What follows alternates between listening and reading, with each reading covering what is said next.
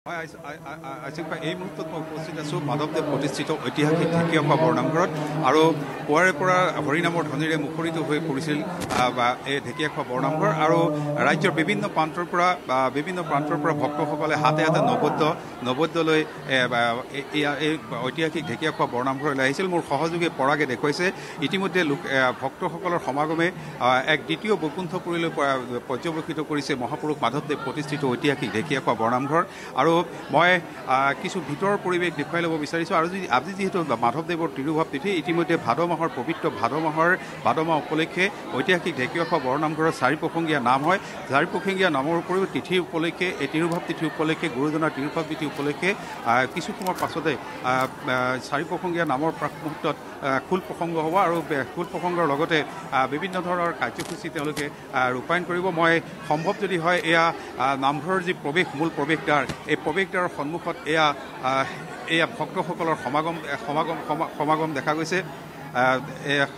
গৈছে আৰু সহযোগী পৰাগে যদি সম্ভৱ হয় মই ভিতৰৰ দৃশ্য দেখুৱাবৰ কাৰণে সম্ভৱ হয় মই নামঘৰ পৰিচালনা সমিতিৰ সম্পাদক আছে, মই তেওঁৰ পৰা জানিব বিচাৰিম আজি মাধৱদেৱৰ তিৰুভাৱ তিথিত কি কাৰ্যসূচী আছে। আজি মাধৱদেৱৰ তিথি আপোনালোকে পুৱাবেলা নাম কীৰ্তন দেখিলে। এতিয়া আমাৰ প্ৰসংগীয়া নাম কীৰ্তন হ'ব, নাম কীৰ্তনত আমাৰ প্ৰসাদ বিতৰণ হ'ব আৰু ৰাতিলৈ আমাৰ তেনেকৈ আমাৰ দিহানাম প্ৰদৰ্শন হ'ব। আৰু এই আজি মাধৱ গুৰুজনাৰ যি পুণ্য তিথি, এই পুণ্যভূমি পুণ্য স্থানৰ পৰা অসমবাসীলৈ সেৱা নিবেদিছোঁ আৰু যিকেইদিন আছে এইকেইদিনত সকলো ৰাইজৰ সহায় সহযোগ আশা কৰিছোঁ।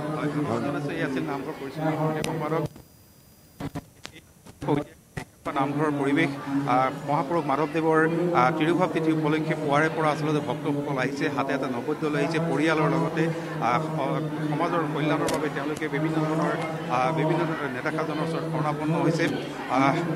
যদি সম্ভৱ হয় মোৰ সহযোগী দেখুৱাবৰ কাৰণে যে শৰাই লোৱাৰ স্থানত দেখা গৈছে ভিৰ আৰু যি বন্তি প্ৰজ্বলনৰ যি স্থান, সেই স্থানতো দেখা গৈছে বিভিন্ন ভিৰ আৰু এনেদৰে দেখা গৈছে যে ঐতিহাসিক যি ঢেকীয়াখোৱা বৰনামঘৰত ভাদ মাহৰ বিশেষকৈ তিৰুভাৱ তিথিৰ এই দিনটোত দেখা গৈছে ভিৰ।